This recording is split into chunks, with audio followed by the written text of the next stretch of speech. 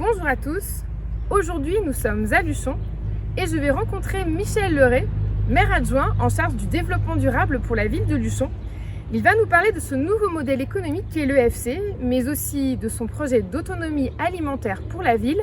Il s'est inspiré de ce nouveau modèle économique pour son projet. Allez, c'est parti, on y va!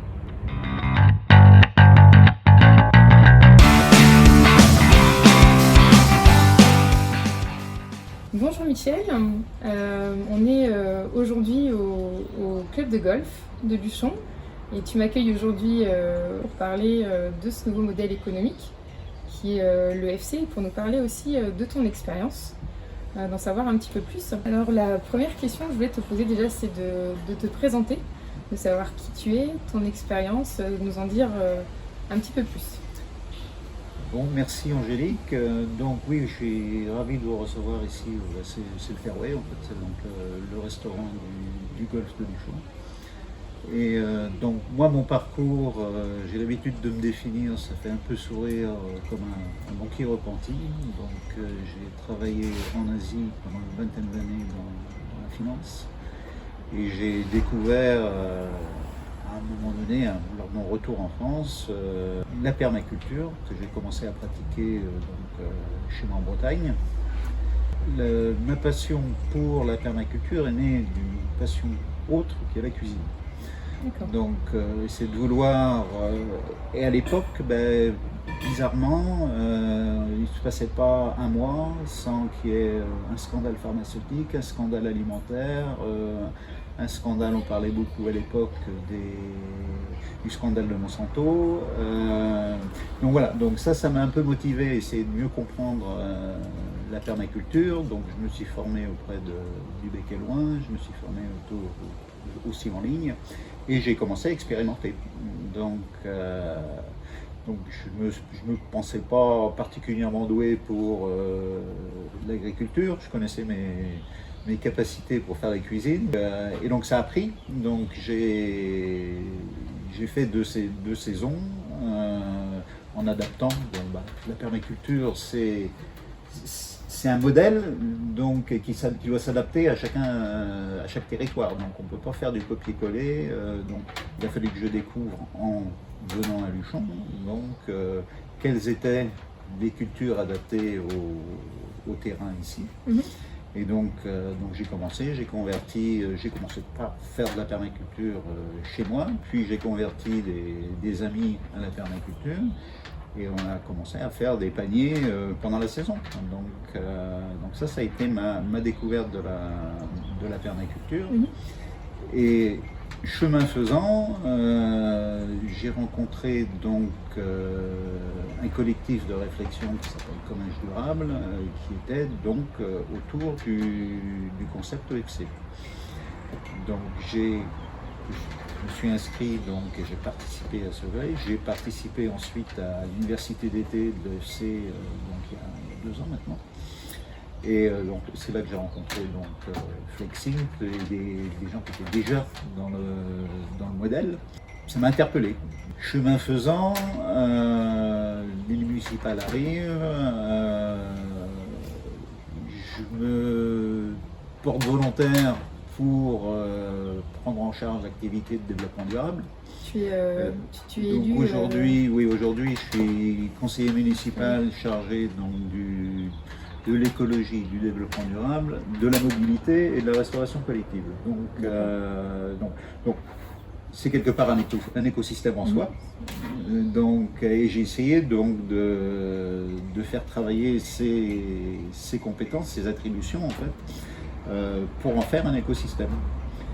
Et donc j'ai commencé à réfléchir sur la restauration collective. J'ai constaté qu'il y avait un gisement qui n'était pas exploité à Luchon sur la restauration collective. Et donc la nécessité de définir une plateforme alimentaire pour satisfaire les besoins de la restauration collective à Luchon. Alors, avant de parler justement de ce projet de plateforme collective, est-ce que déjà tu peux nous parler de ton constat, de ton regard sur notre modèle de société, déjà ces limites que tu as un petit peu dont tu as parlé tout à l'heure, hein, les scandales de Monsanto, etc. Est-ce que tu peux déjà nous donner ce ressenti que tu as sur notre façon de fonctionner, notre société, comment elle fonctionne? Est-ce que tu as tes propres constats à nous partager? Il y a eu un premier révélateur, c'est donc ces différents scandales à une certaine époque. Je suis arrivé ici et en travaillant sur le programme en fait qu'on voulait présenter au municipal, j'ai découvert l'ouvrage et l'étude de Stéphane Nidou, donc sur la résilience alimentaire. D'accord. Et notamment la fragilité qu'avait notre économie en termes de disponibilité de ressources alimentaires. Et qu'aujourd'hui, il y avait un camion sur 3 qui était sur les routes qui transportait de l'alimentation et sur des distances qui étaient généralement supérieures à 500 km. Bon, ici on est particulièrement fragilisé, on est en fond de vallée, on n'a qu'un seul.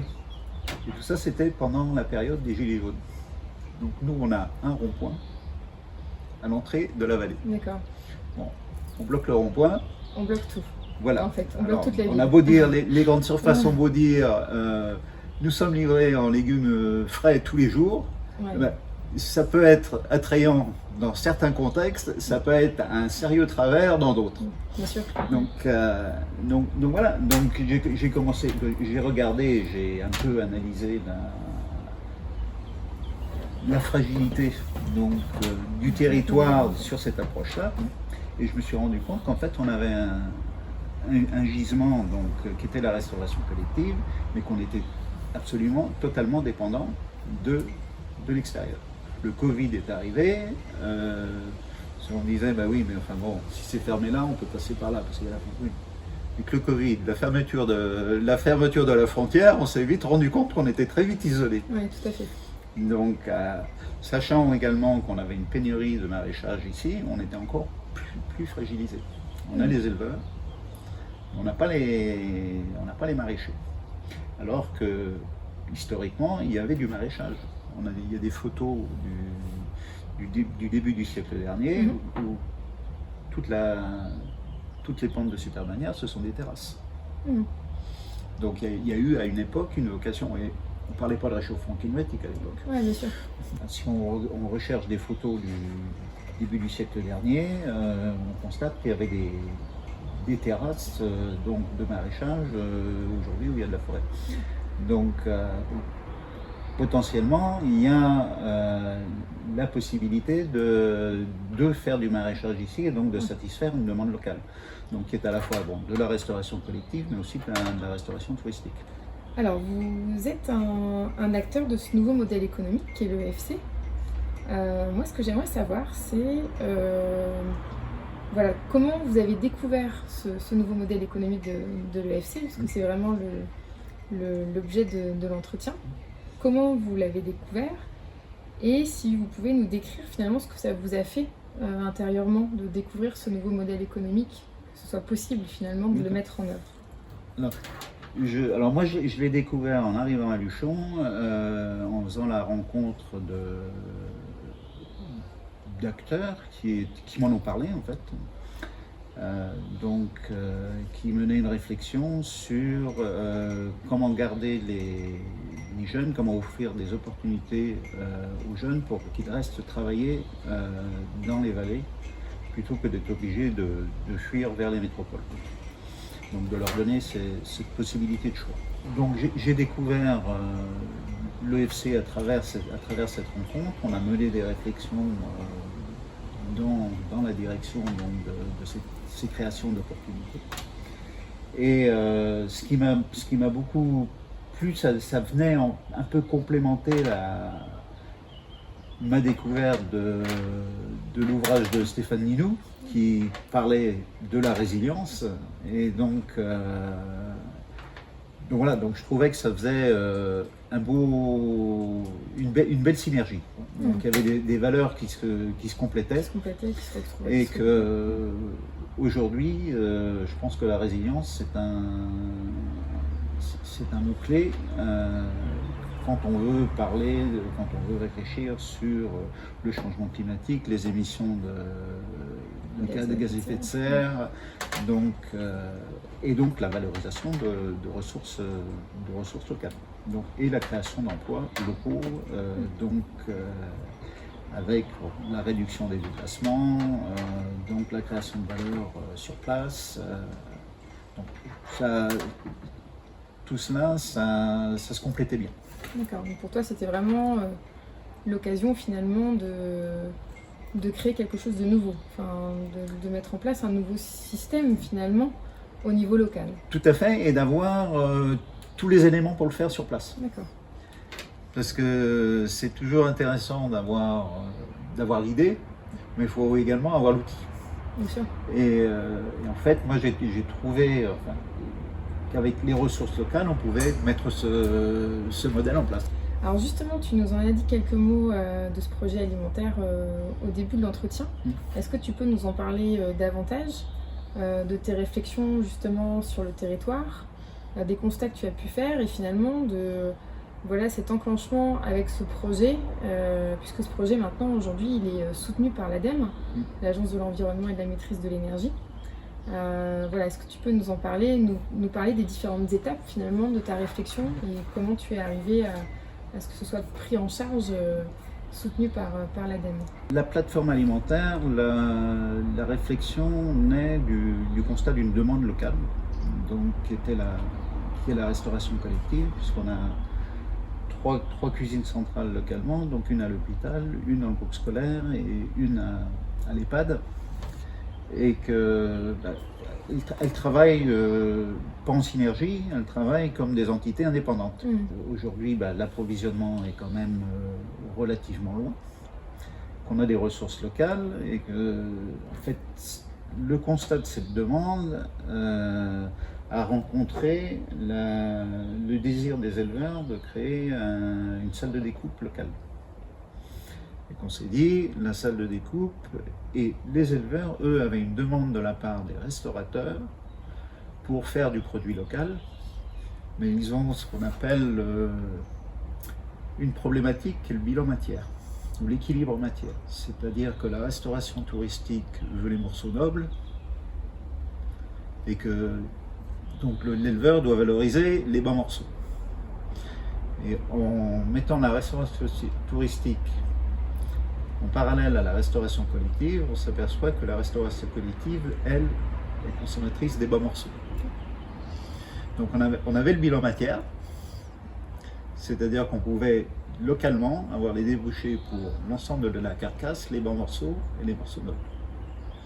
Donc la réflexion, on s'est dit, on va réfléchir autour d'une salle de découpe qui va alimenter à la fois la restauration touristique et à la fois la restauration collective. Et de là, on a poursuivi le menu, on s'est dit, et les légumes. Donc il a fallu trouver des sources de légumes. On s'est aperçu qu'il y avait un déficit de maraîchage sur le territoire et que ça nous permettait donc à la fois de solliciter les maraîchers qui sont sur place et aussi éventuellement proposer donc l'implantation de nouveaux maraîchers. Et donc là m'est venu à l'esprit les néo-ruraux, puisqu'en fait aujourd'hui on a un problème de transfert d'exploitation agricole. En fait les enfants d'agriculteurs, très peu, sont pas partants pour reprendre les exploitations familiales. Par contre, il y a toute une population de néo-ruraux qui se forment. Alors, quand ils se forment à l'agriculture, ils se forment à la permaculture. Et qu'aujourd'hui, il faut qu'ils trouvent des territoires pour les accueillir, pour pouvoir s'implanter. Bon, on sait qu'il y a 8 Parisiens sur 10 qui rêvent de quitter Paris et qu'ils sont prêts à faire des sacrifices sur leur niveau de vie ou leur revenu pour avoir une meilleure qualité de vie. Donc voilà, on est prêt à accueillir. Nous, il y a quand même une bonne demi-douzaine de villages qui ont été désertés. et qui aujourd'hui pourrait accueillir des maraîchers à qui on pourrait proposer des débouchés. Donc c'est pas une aventure avec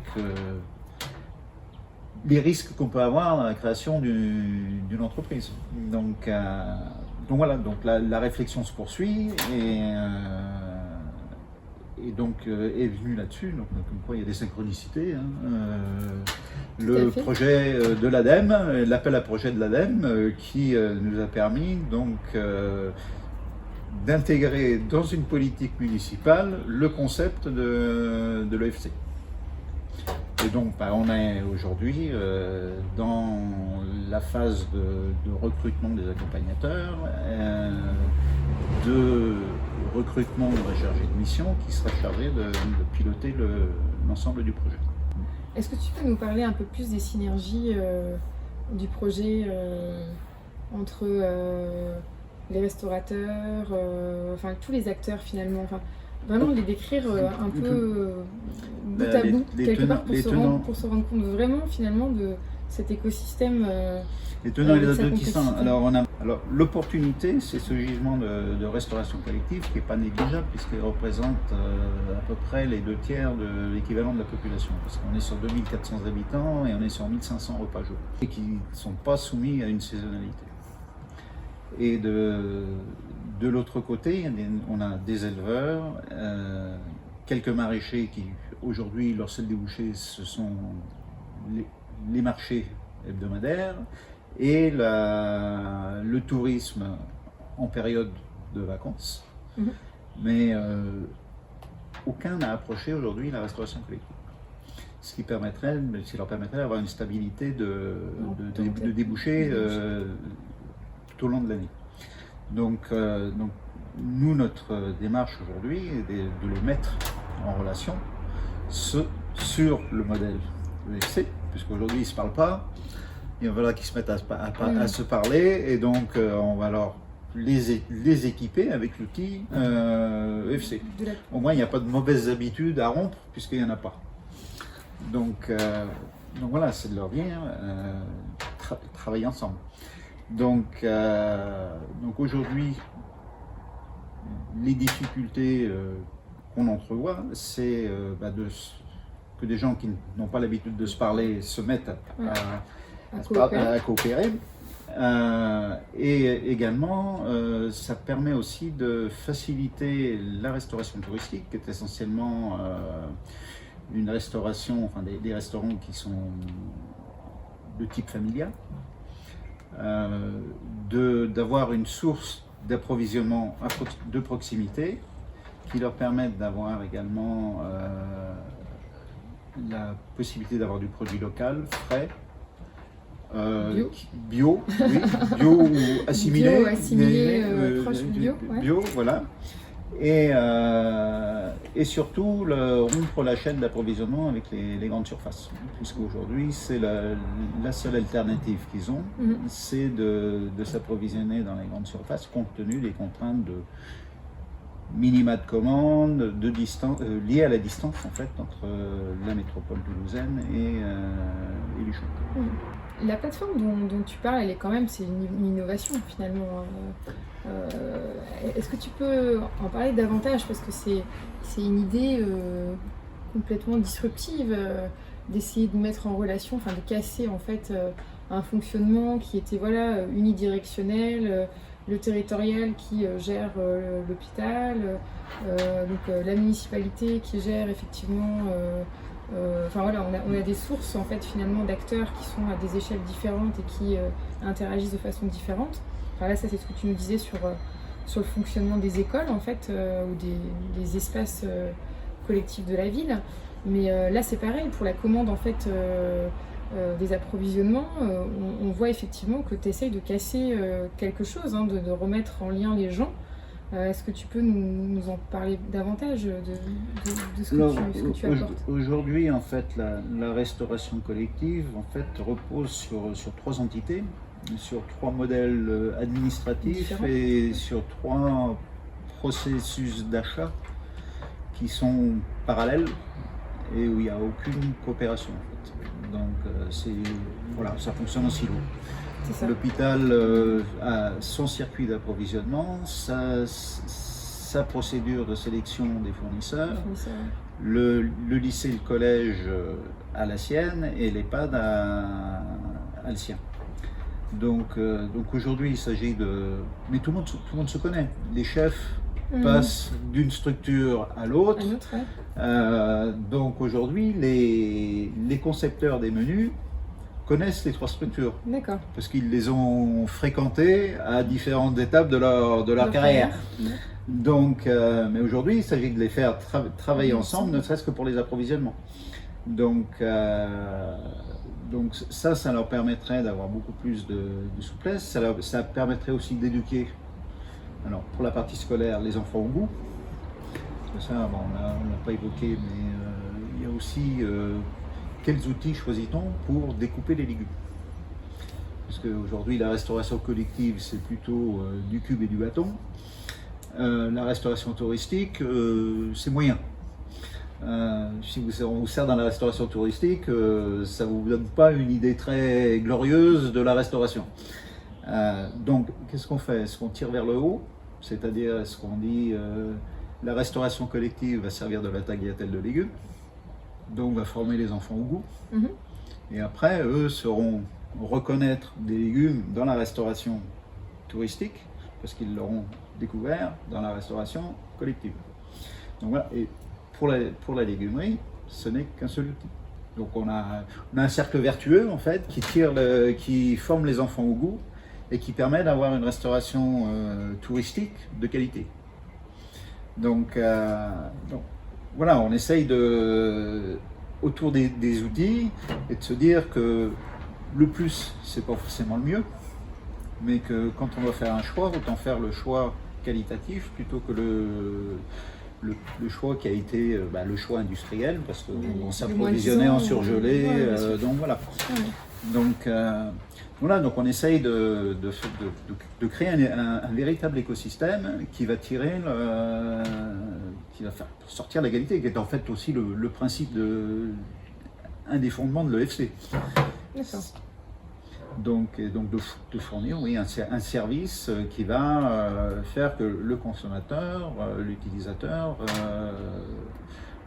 aura une expérience plus riche en fait.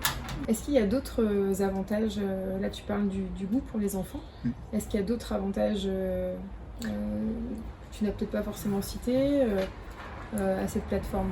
Alors cette plateforme, en dehors de la solution que la restauration collective apporte au bilan matière donc des éleveurs,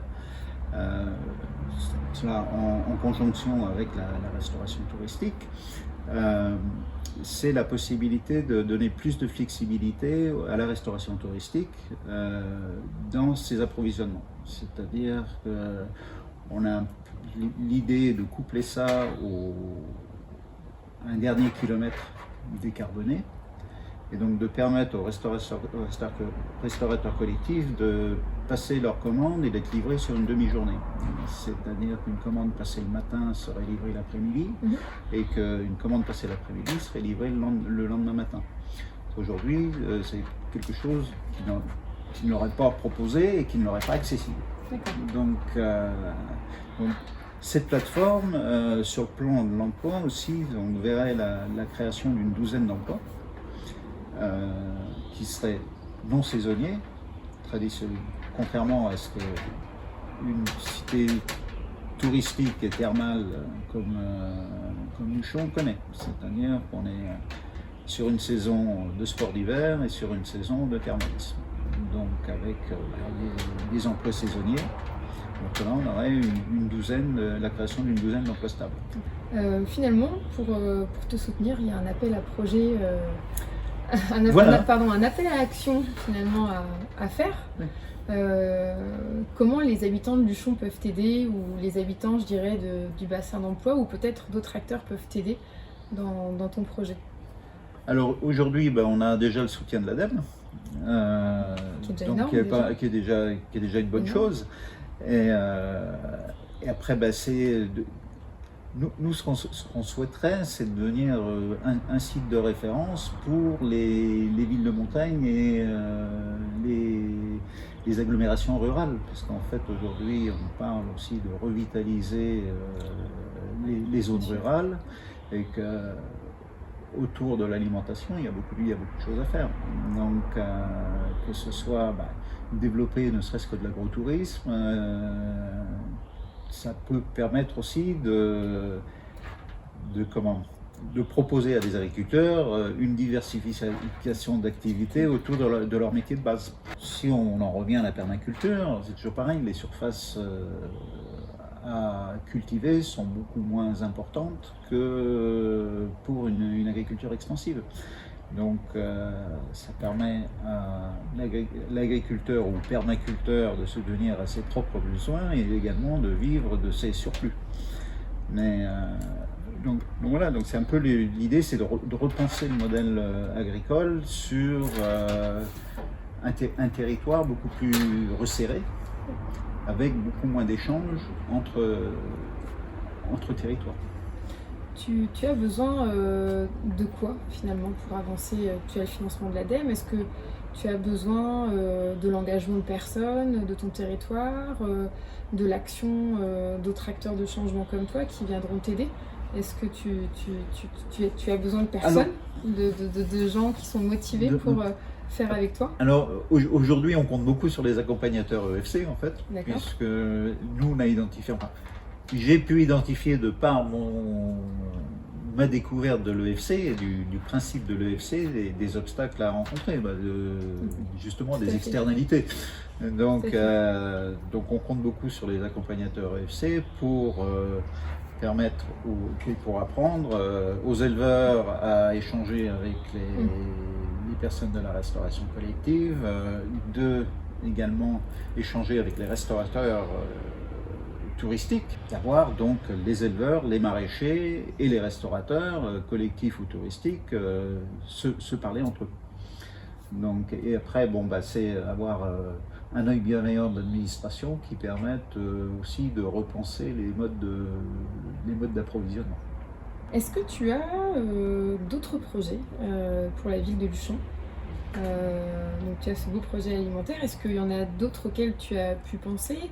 Alors moi, il me vient à l'esprit l'autonomie énergétique, les maisons fertiles, où on mélange un peu tout ce qui est coopération, nouveaux artisans bio, etc. ensemble, ou bien maison des seniors aussi, collectives, qui sortent du cadre des EHPAD, mais qui sont plus petites et sont plus adaptées aux besoins individuels.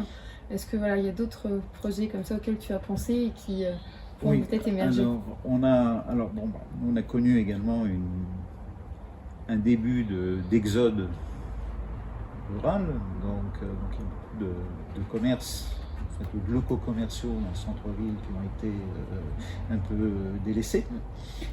Et on a de la part d'artisans qui sont aujourd'hui présents sur les marchés, de la possibilité de créer des boutiques éphémères. Ce qui était quelque chose qui n'existait pas il y a quelques années. Aujourd'hui, il s'agit de pouvoir faire comprendre aux bailleurs que peut-être aider un artisan à disposer d'une boutique éphémère, parce que le bailleur, lui, cherche à louer sur des baux commerciaux. Donc c'est de permettre à un artisan de se faire connaître. Et ensuite, au fur et à mesure que l'artisan acquiert de la visibilité sur son activité, puisse s'engager sur le plus long terme. Parce qu'aujourd'hui, la demande des boutiques éphémères vient des artisans qui estiment que 2 jours de marché par semaine, en période d'affluence, c'est pas suffisant. Donc ils voudraient pouvoir disposer d'un local pour éviter d'avoir déballé, reballé tous les jours. Bien sûr. Donc nous, on a identifié un certain nombre de locaux commerciaux dans une rue de Luchon, et c'est de créer un village. À côté du bio, c'est ça? Alors ça c'est une initiative de la communauté de communes, et c'est l'association des producteurs locaux qui a décidé de monter une boutique éphémère, donc avec l'aide de la communauté de communes, Donc là, il y a 12 producteurs du Luchonnais dont les produits sont présentés dans cette boutique avec du personnel de vente. Donc, nous, notre idée, ce serait de mettre dans les locaux commerciaux disponibles deux artisans qui pourraient s'organiser entre leur temps de production et leur temps de vente. Donc, et 2 artisans, ça permet à chacun des artisans de se familiariser avec le produit de l'autre. Parce que le propre de l'artisanat, c'est de pouvoir présenter aux clients comment le produit est fabriqué. Donc ça me paraît très difficile à une personne qui est dans une boutique avec 12 produits de pouvoir parler, disons, en connaissance de 12 produits différents. Ouais, oui. Tandis qu'en mettant les artisans 2 par 2 par boutique, on peut apprendre très facilement la compétence de l'autre et chacun se rend service. Donc, et du coup, on a une activité pérenne. La boutique est toujours ouverte, il y a toujours quelqu'un. Si c'est un artisan seul, à un moment donné, il est obligé de fermer pour produire. Il ne peut pas nécessairement vendre. Donc voilà, donc c'est essayer de reconstruire une rue, un village d'artisans à partir de locaux commerciaux qui ont été délaissés depuis un certain temps. Donc, Encore 2 points, 2 idées dont tu nous as parlé précédemment, le train à hydrogène et puis ces feuilles à papier dont je n'ai jamais entendu parler pour le coup. Donc, si tu peux nous parler de ces alors surtout donc aujourd'hui, ça c'est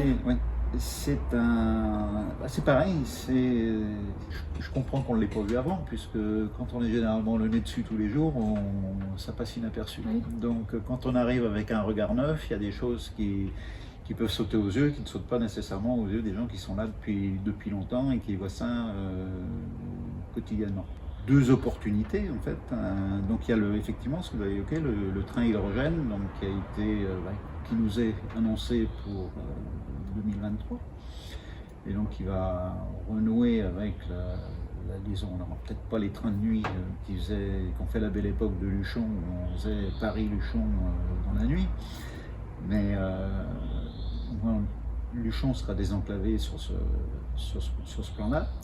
Et de créer, alors ça c'est pas un projet strictement luchonnais, ça concerne plus le territoire, au-delà même de la communauté de communes, on pense plutôt au pays, donc 3 communautés de communes, de développer une hydrogène vallée, donc avec une vitrine sur toutes les applications de mobilité basées sur l'hydrogène, sachant qu'on s'appuierait sur des industries locales de la région, puisque le vélo à hydrogène est fabriqué localement. Il y a un fabricant de bus à hydrogène qui est également sur la région. On dispose d'un aérodrome à Luchon. Et il se trouve qu'il y a une entreprise néerlandaise qui met au point un planeur à hydrogène. Donc voilà, donc on pourrait l'accueillir ici, avoir une vitrine, sachant que la France aussi est un peu précurseur dans beaucoup d'applications de l'hydrogène, notamment le chauffage collectif à hydrogène. Et qu'il y a des modèles aujourd'hui qui font que les anciens chauffagistes français qui étaient Chauffe-Auto-Nourri, Chappé, de Dietrich, ils se sont regroupés et ont développé des applications de chauffage collectif à hydrogène. D'accord. Donc voilà, donc ça c'est un des projets. L'autre c'est la ressource en marbre du Saint-Béat, puisqu'on a des carrières de marbre assez conséquentes, et ce serait d'utiliser les déchets de la carrière pour fabriquer à partir d'une technologie qu'il faudrait acquérir, pas développer, mais acquérir, donc une unité de fabrication de papier à base de pierre, donc qui serait moins gourmande en énergie, moins polluante et qui permettrait d'avoir un produit qui est également recyclable dans de meilleures conditions que le papier cellulose. Alors cette solution, tu nous en as parlé un petit peu avant l'entretien, des limites effectivement que tu avais vues entre la technologie pâte à papier, cette technologie-là, aujourd'hui, les arbres qu'on envoie effectivement en Asie. Tu nous as un peu parlé du système en l'observant un peu de ton point de vue. Ça, je trouve ça intéressant oui, en fait, la réflexion était un peu d'une analyse aujourd'hui des flux, et puis comment est-ce qu'on valorise nos ressources locales. C'est aussi une réflexion sur la mondialisation. Donc aujourd'hui, on constate que les Pyrénées, au sens large, est productrice de bois, que beaucoup des arbres que nos scieries ferment, qu'on cherche des investisseurs pour relancer nos scieries, et pendant ce temps-là, notre bois, on l'envoie en Asie pour faire travailler les scieries asiatiques. Et par ailleurs, on importe, donc l'Europe au sens large, importe du papier pierre d'Asie, alors qu'on a les ressources matières premières ici pour produire du papier pierre.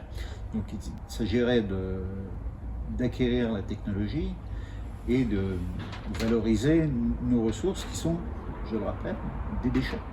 Donc ce sont des déchets de carrière, ce sont des déchets plastiques. Donc voilà, donc c'est toujours pareil, c'est une volonté politique.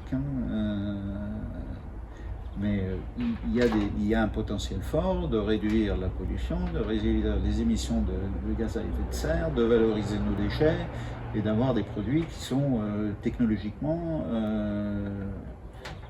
avancés.